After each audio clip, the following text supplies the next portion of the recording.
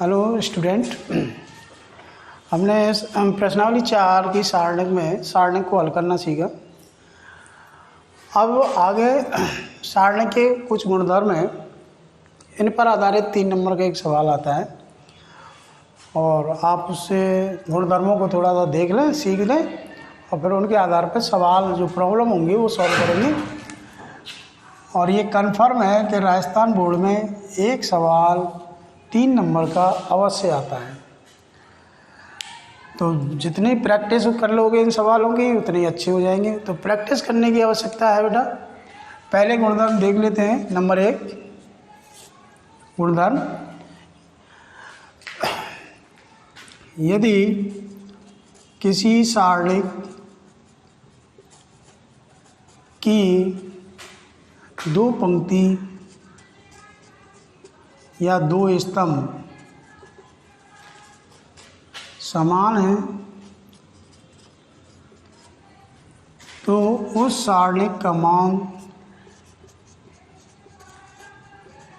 मान 0 होगा।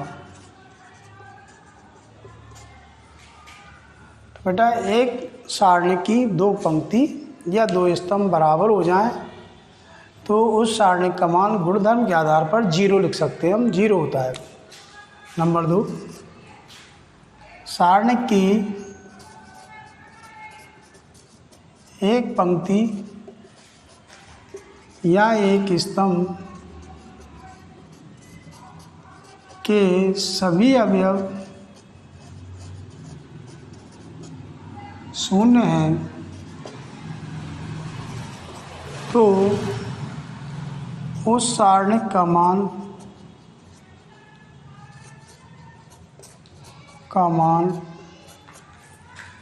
0 होगा। दोनों गुणधर्मों में बेटा सारणिक का मान 0 होता है। यदि 2 पंक्ति या 2 स्तंभ समान हो जाएं तो भी 0, या एक पंक्ति या एक स्तंभ के सभी अवयव 0 हो जाएं तो भी 0 है। तीसरा गुणधर्म है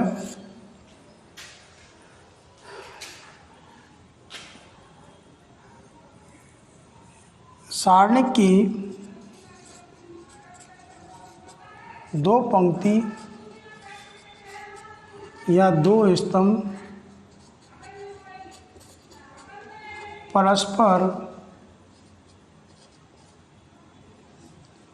परस्पर बदल दिए जाएं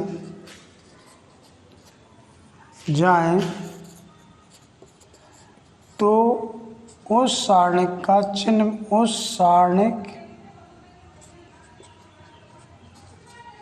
के मान का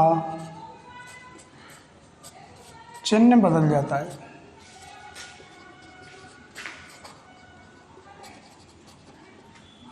यानी पहली पंक्ति और दूसरी पंक्ति का आपस में स्थान बदल दें।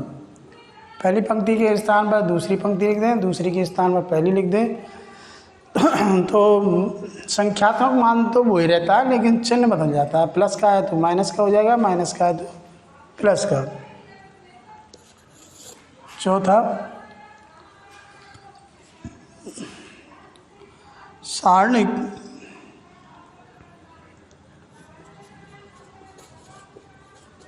की पंक्ति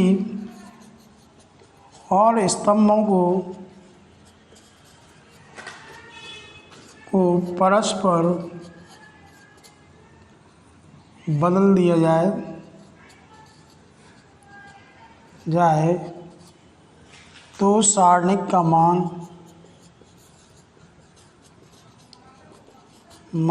नहीं बदलता है।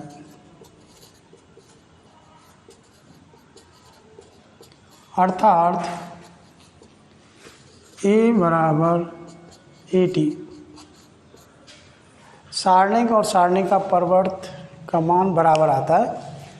तो ये 4 गुणधर्म हो गए बेटा। सारणिक की 2 पंक्ति 2 स्तंभ बराबर हो जाए तो 0 हो जाता है। सारणिक की एक पंक्ति के सब मान 0 हो जाए तो सारणिक का मान 0 हो जाता है। 2 पंक्ति 2 स्तंभ परस्पर बदल दिए जाएं तो सारणिक के मान का चिन्ह बदल जाता है और सारणिक और उसका परिवर्त सारणिक का मान बराबर होता है। ये सामान्य से इसके गुणधर्म है। नेक्स्ट गुणधर्म दो जो मोस्ट हैं बेटा, पांचवा, सारणी की एक पंक्ति या एक स्तंभ के सभी अवयव दो पदों के रूप में, दो पदों के योग के रूप में है,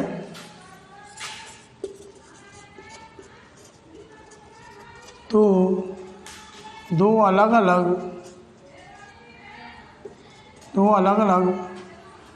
सारणिक योग के रूप में बना सकते हैं,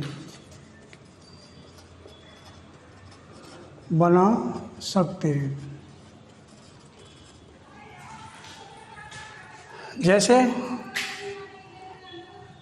a1 + x, b1 + y, c1 + z, a2 b2 c2, a3 b3 और c3। इसके दो सारणिक बना सकते हो आप। कैसे?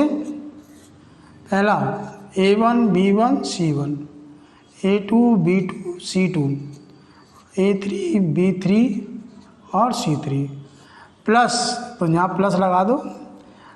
पहला स्तंभ x y z, a2 b2 c2 और a3 b3 c3। इस तरीके से हम दो सारणी बना सकते हैं। ये पांचवा गुणधर्म है।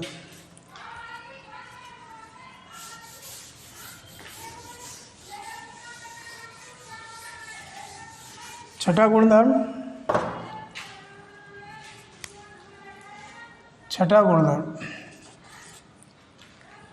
और सबसे इम्पोर्टेंट गुणधर्म है,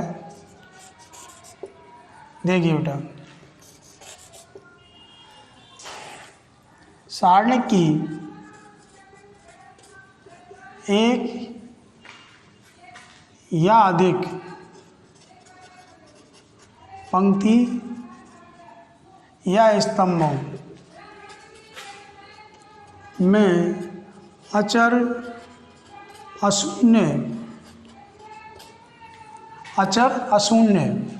यानी अचर होनी चाहिए, अशून्य संख्या का गुणा करके अन्य पंक्ति या स्तंभ जोड़ने या घटाने पर सारणिक का मान नहीं बदलता है।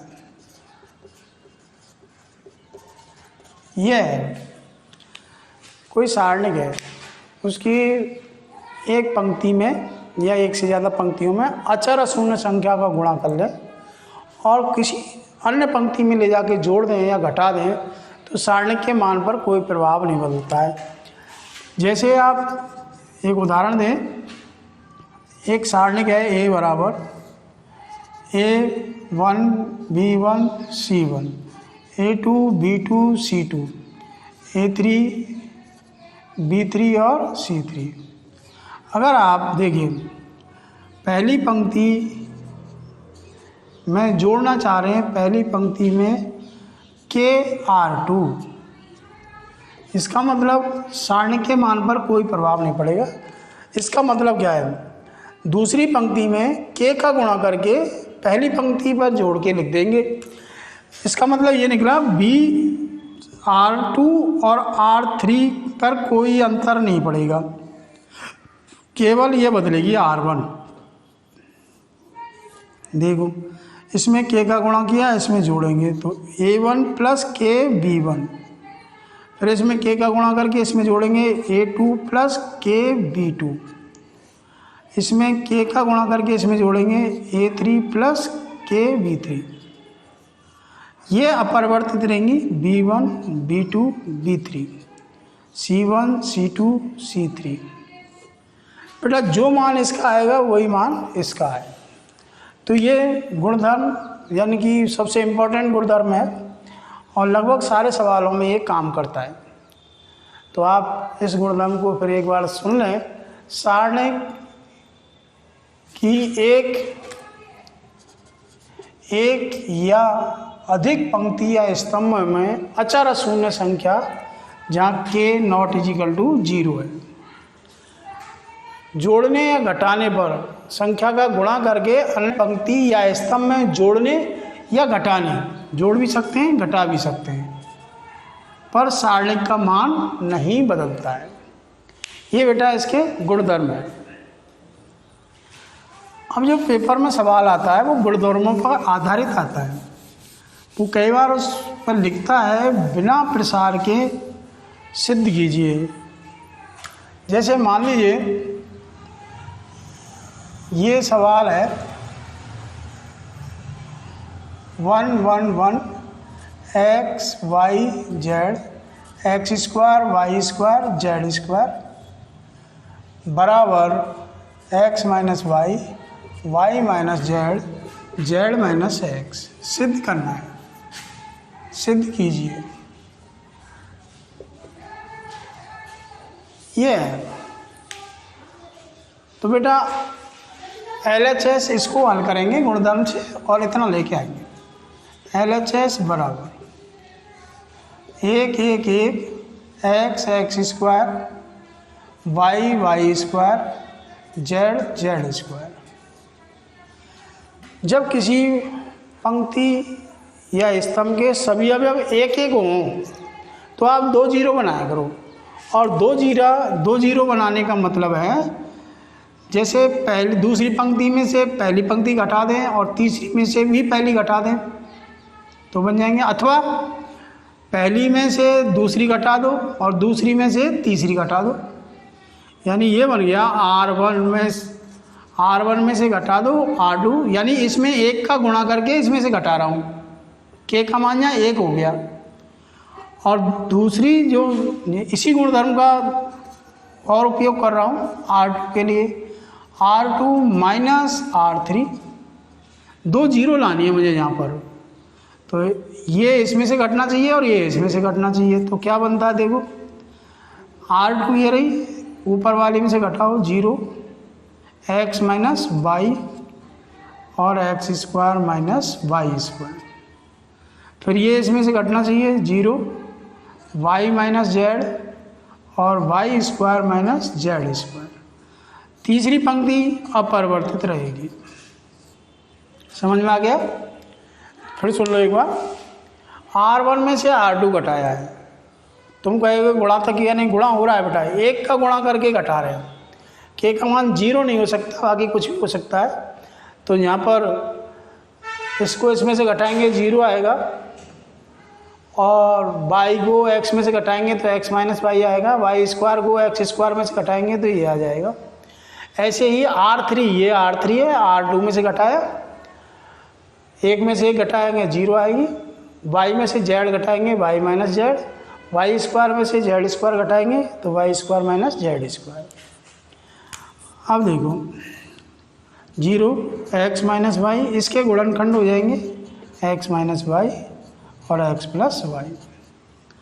0 y minus Z y plus Y minus Z into Y plus Z, 1 Z square. अब आप ध्यान से देखें, जहाँ 0 का निर्माण हुआ है, जहाँ 0 करी है, उस पंक्ति में आपको कॉमन जरूर मिल जाता है, अक्सर कॉमन मिल जाता है। तो देखो x माइनस वाई कॉमन, तो R1 में से x माइनस वाई तथा R2 में से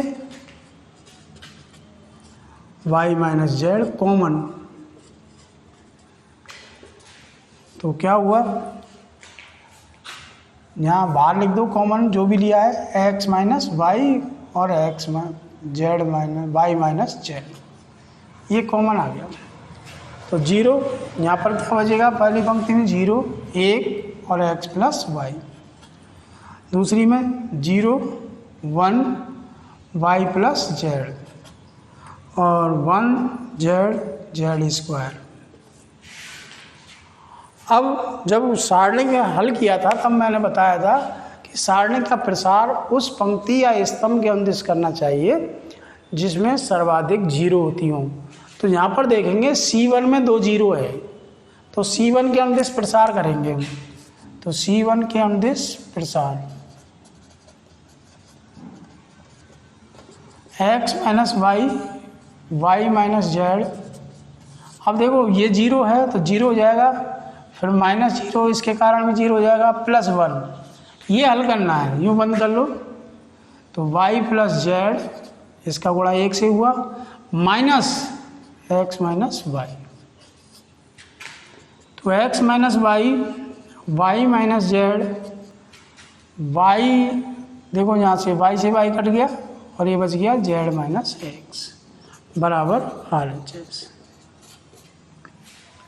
तो बेटा इस तरीके से गुणधर्मों का उपयोग करके इस टाइप के आपको सारणी की प्रॉब्लम पेपर में एक मिलती है और उसे हल करना पड़ता है सारणी का गुणधर्म लगा करके। लास्ट में प्रसार कर देते हैं, तो बिना गुणधर्म के अगर करके आओगे तो होगा भी नहीं, और हो भी जाएगा तो नंबर नहीं मिलेंगे आपको। गुणधर्म कर लगाना ही पड़ेगा, कम से कम 1-2 बार तो लगाना ही है, उसके बाद प्रसार कर सकते हो। तो इस तरीके से आप सारणी के गुणधर्मों के आधार पर प्रॉब्लम सॉल्व करते हैं। 4.2 इसी पर आधारित है। 4.2 में इसी प्रकार के सवाल करने हैं। अब 4.2 की प्रॉब्लम्स हैं। पिछले लेक्चर में हमने 4.2 के यानी सारणी के गुणधर्म पढ़ लिए। अब उस पर आधारित प्रॉब्लम्स हैं यानी 4.2 की। पहला सवाल है, सारणी का मान 0 के बराबर है तो L अनुपात M ज्ञात करो। तो बेटा सारणी को हल करेंगे, 3L पहले इन दोनों का गुणा माइनस 2M बराबर 0 ज्ञात करना है हमें L अनुपात M। तो बेटा इस 2M को इधर ले जाएं, 3L बराबर 2M। तो M का भाग दे दें इधर और 3 का भाग दे दें इधर, तो L/M बराबर आ गया 2/3। इसलिए L अनुपात M बराबर आ गया 2:3। ये पहला क्वेश्चन है।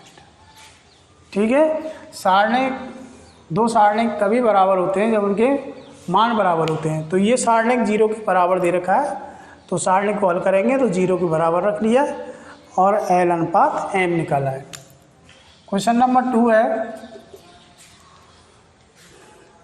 सारणिक दे रखी है 2, 3, 4। पहली पंक्ति है 2, 3, 4। दूसरी पंक्ति है 3, 6, 5, 3, 6, 5 और तीसरी पंक्ति है 1, 8, 9। अब वो कह रहा है द्वितीय पंक्ति के अवयवों के उपसारणिक ज्ञात करो। द्वितीय पंक्ति, ये द्वितीय पंक्ति है R2। द्वितीय पंक्ति के अवयवों के उपसारणिक ज्ञात करो। द्वितीय पंक्ति यानी कि A21 यानी 3 का उपसारणिक, इस वाले 3 का उपसारणिक बराबर इस पंक्ति और इस स्तंभ को दबाने के बाद ये 4 अवयव बचेंगे, 3, 8, 4, 9। 9 × 27 माइनस 8 × 32 बराबर -5। ये उपसारणिक आ गया 3 का। अब 6 का निकालें, A22 यानी 6 का उपसारणिक। बेटा ये दूसरी पंक्ति दूसरे स्तंभ का भी अब है, इसलिए इसको A22 लिखा। उपसारणिक इसका नाम होगा A21 और इसका नाम होगा A22, कैपिटल A2। अब इस स्तंभ और इस पंक्ति को दबाने के बाद ये 4 अवयव बचेंगे, 2, 1, 4, 9। हल कर दें, A22 बराबर 9 दूनी 18 -4 बराबर 14।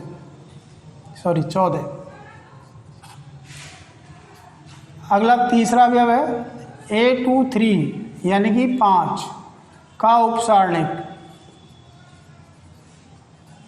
A23 बराबर देखो इस पंक्ति और इस स्तंभ को बंद करने के बाद ये 4 अवयव बचेंगे, 2 1 3 8।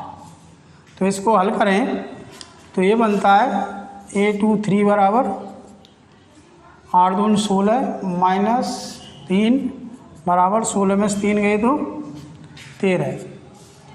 ये उप सारणिक हो गए।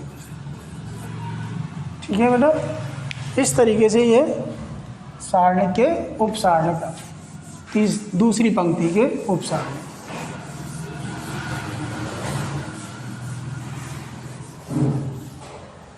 अगला नेक्स्ट,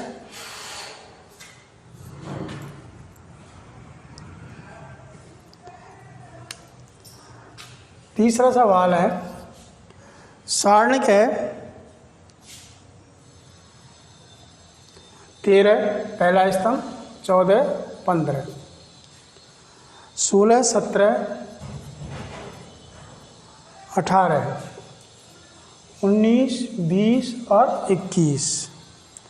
वो कह रहा है ऐसा मान याद करो।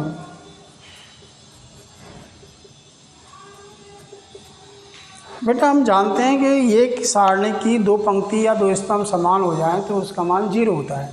तो हम समान करने की कोशिश करते हैं गुणधर्म के द्वारा। देखो बेटा, R2 में से घटा दो, इस तरीके से घटा लो। R2 में से R1 घटा दो और R3 में से भी R1 घटा दो। तो यहाँ पहली पंक्ति तो अपरिवर्तित है, वो दूसरी बदलेगी, तीसरी बदलेगी, पहली नहीं बदलेगी। 3 16 19। अब इसको इसमें से घटाओ, R2 माइनस R1 1 और यहाँ पर भी 1। इसे इसमें से घटाएंगे तो माइनस का 2 2 और 2 कॉमन ले सकते हैं R3 में से। 13 16 19 1 1 1 1 1 1 बराबर इसका मान हो गया 0। क्यों? चूँकि R1 बराबर R2 हो गया। जब किसी सारणी की 2 पंक्ति और 2 स्तंभ बराबर हो जाते हैं तो उस सारणी का मान 0 हो जाता है। तो इसका मान 0 आएगा। तो 2 गुणा 0 यानी 0 आ गया।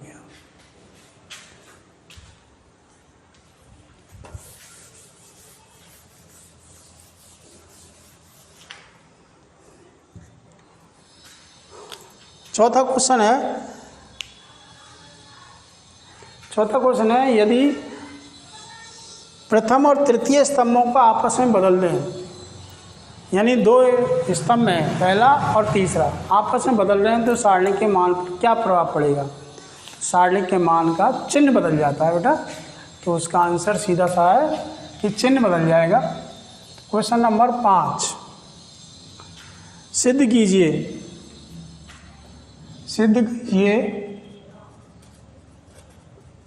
कि 1 1 1 YZ ZX XY Y plus Z plus X और X प्लस Y, ये है। इस सारणी का मान निकालना है, सिद्ध करना है।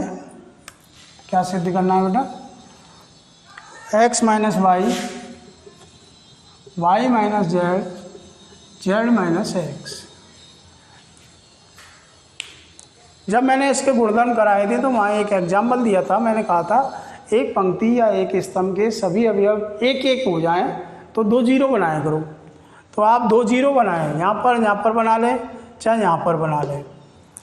तो जैसे मैं यहाँ पर बनाना चाह रहा हूँ तो क्या करेंगे आप? R2 में से R1 घटा दो तथा R3 में से भी R1 घटा दो।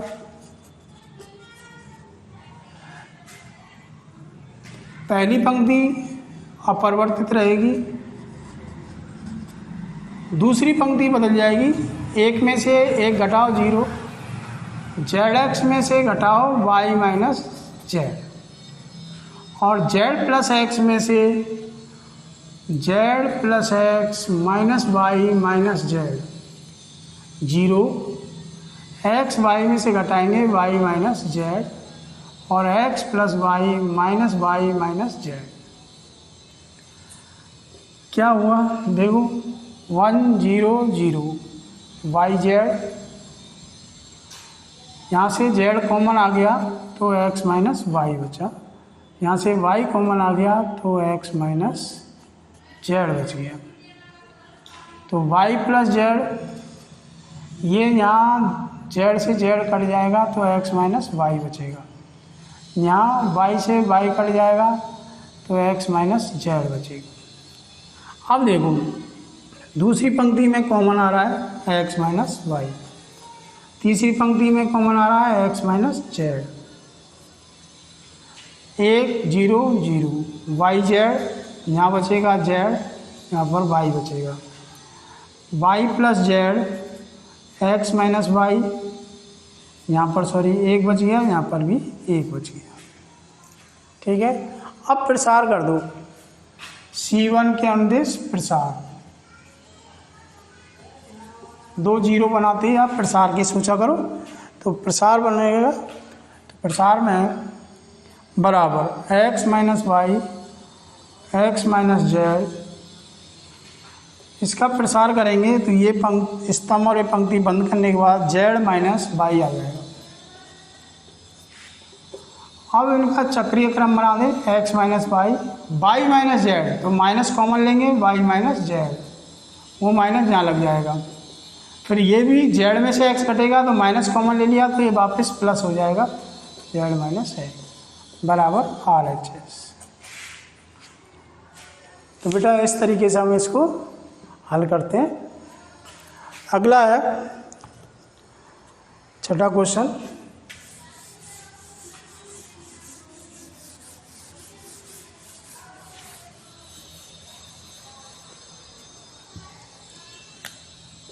Question number 6। सारणी दे रखी है आपको 0, पहली पंक्ति स्तंभ है 0 A² B और A² C, B² A 0 B² C, फिर है C² A AC² B और 0। इसका मान बताना है आपको, का मान ज्ञात करो।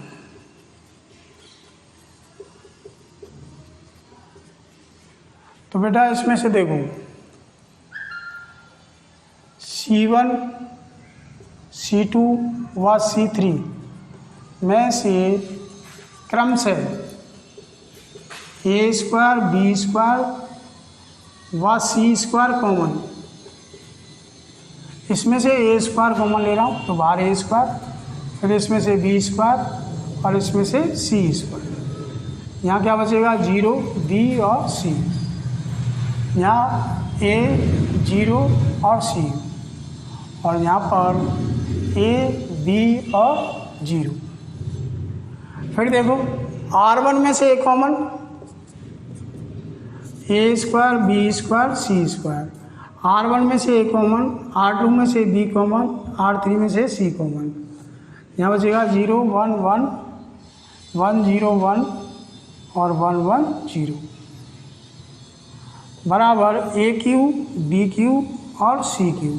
इसका प्रसार कर लेते हैं 0 -1, ये बंद करने के बाद 0 -1 +1, ये बंद कर लिया 1 -0, तो ये आंसर आ गया AQ BQ और CQ, माइनस माइनस +1 और +1, यानी 2 AQ BQ और CQ, ये आंसर है इसका, 2 AQ BQ और CQ। सिद्ध भी करवा सकता है इसको, तो पेपर में ध्यान रखें, मान निकलवाया या सिद्ध करवाया। सिद्ध करने का मतलब वो आंसर भी दे रहा है आपको, जहाँ जो आंसर आपको लाना होता है।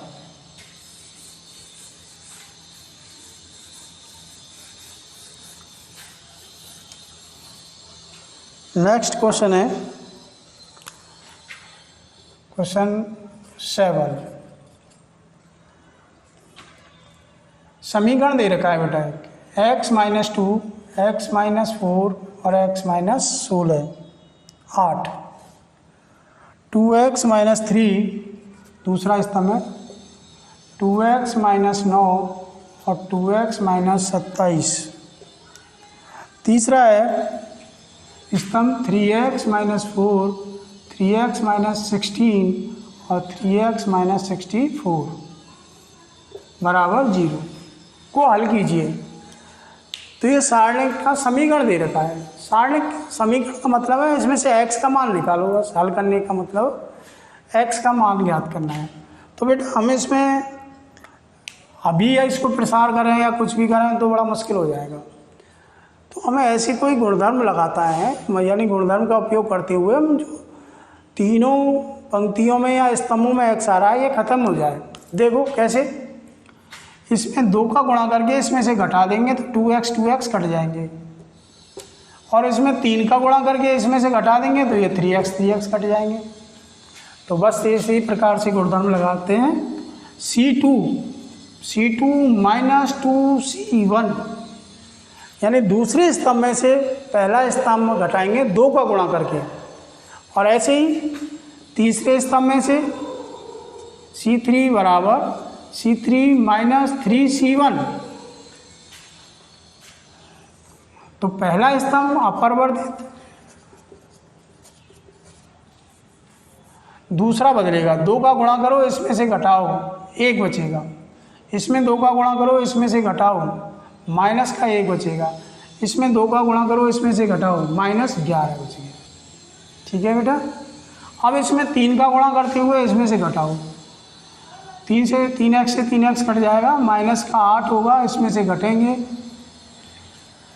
3 दूनी 6, तो 6 में से 4 घटा दो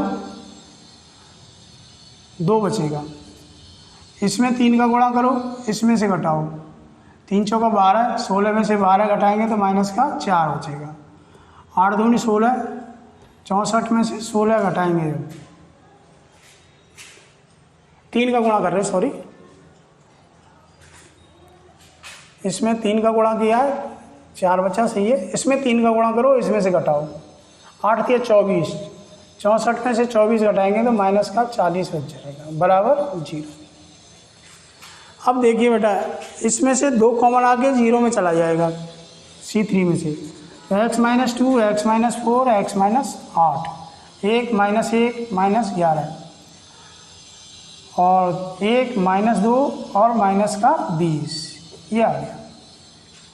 अब इसमें देखो हम और माइनस x को हटा सकते हैं। देखो R3 को R1 में से घटा दो, R3 को R2 में से घटा दो, तो यहाँ से भी x खत्म हो जाएंगे। समझ में आ रहा है कि नहीं? या यहाँ से खत्म कर लो, ऐसे कर लो, R2 में से R1 घटा दो तथा R3 में से R1 घटा दो, R1। पहली पंक्ति अपरिवर्तित रखेंगे, दूसरी बदलेगी, ये घटेगा तो माइनस का 2 बचा और माइनस का 2 और माइनस का 3, फिर ये घटाओ, माइनस का 6 बचेगा, माइनस का 12 और माइनस का 21 बराबर 0। बेटा इसमें से -3 कॉमन, इसमें से -1 कॉमन ले लें तो वो 0 में चले जाएंगे, तो ये बचेगा x माइनस 2 1 1 और माइनस +2 +2 +3। इसमें से मैं कॉमन ले रहा हूँ 3, 2 बचेगा, 4 बचेगा और 7 बचेगा बराबर 0। अब प्रसार कर दो, R1 के अनुदिश प्रसार, और यहाँ 0 बनानी हो तो इसमें से घटा दो, इसको कोई दिक्कत नहीं है, प्रसार। तो x माइनस 2, 7 दूनी 14 है, माइनस 4 तिया 12, -1, 7 दूनी 14 है, माइनस 3 दूनी 6, +1, 4 दूनी 8, -4 बराबर 0। यहाँ बचेगा बेटा प्लस का 2 2x माइनस 4, यहाँ बचेगा माइनस का 8 और प्लस का 4 बराबर 0। 2x बराबर 8 तो x बराबर 4, x बराबर 4 आ गया।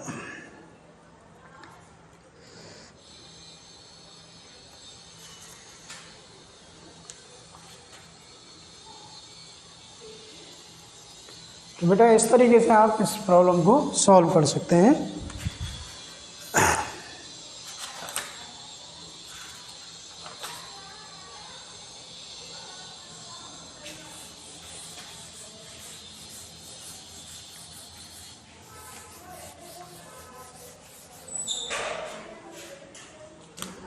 क्वेश्चन नंबर 8 है, सिद्ध करना है A B C X Y Z P Q R बराबर X Y Z P Q R और ए बी सी बराबर by X Z B A C और क्यू पी आर। इसके द्वारा ये लाना है, फिर इसके द्वारा ये लाना है बेटा। देखो एल एच एस बराबर A B C X Y Z P Q R. अब इसको देखते जाओ, एक्स वाई जेड ऊपर है, ये बीच में है, तो आप इन दोनों का स्थान बदलो, यानी R1 टू एक्सचेंज R2, तो यहाँ माइनस का चिन्ह आ जाएगा एक्स वाई जेड और A B C P Q R. अब यहाँ देखो ए बी सी नीचे नीचे से चला गया, तो इनका स्थान और बदल दो। अब करो R2 एक्सचेंज टू R3, तो एक माइनस और आएगा, प्लस हो जाएगा, तो X Y Z P Q R A B C number 1 हो गया, ये सिद्ध हो गया। अब इसके द्वारा वो लाना है। अब यहाँ पर देखिए, इसमें ध्यान से देखें तो एक्स वाई जेड का स्तंभ है, तो इनका हम सी और आर का एक्सचेंज कर रहा है, यानी परिवर्त कर रहा हूँ, तो ये हो जाएगा। परिवर्त करेंगे, परिवर्त में कोई अंतर नहीं आता है। एक्स वाई जेड पहली पंक्ति पहला स्तंभ बना दिया, दूसरी पंक्ति दूसरा स्तंभ, पी क्यू आर और A B C.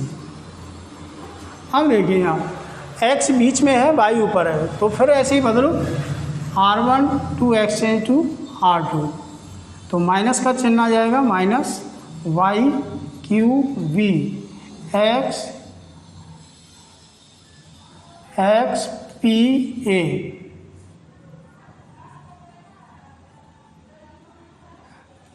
X P A और जेड आर सी। अब देखिए यहाँ पर ये थोड़ा सा अंतर है, बी क्यू है, हमारा क्यू बी है, तो इनका बदला हो, यानी कि C2 एक्सचेंज C3, ये दोनों बदलने हैं, C2 है ये C3 है, तो माइनस माइनस प्लस हो जाएगा। वाई एक्स और जेड बी ए सी और क्यू पी आर 1 व 2 से सिद्ध हो गए। इस तरीके से बेटा गुणधर्मों से हम काफ़ी टिपिकल जो प्रॉब्लम होती हैं सारणी की, उनको आसानी से हल कर सकते हैं। इससे आगे की प्रॉब्लम नेक्स्ट लेक्चर में होंगी बेटा, इनका अभ्यास करो, जितना अभ्यास करोगे उतनी सरल होती चली जाएंगी। कुल मिला के अभ्यास है कैसे गुणधर्म लगाना है, आसान हो जाए। और ये नहीं है एक सवाल का एक ही तरीका हो, आप गुणधर्म बदल लेंगे तो भी सवाल हो जाएगा। तो आप इनको करें, अपने आप करके देखें, अभ्यास करें।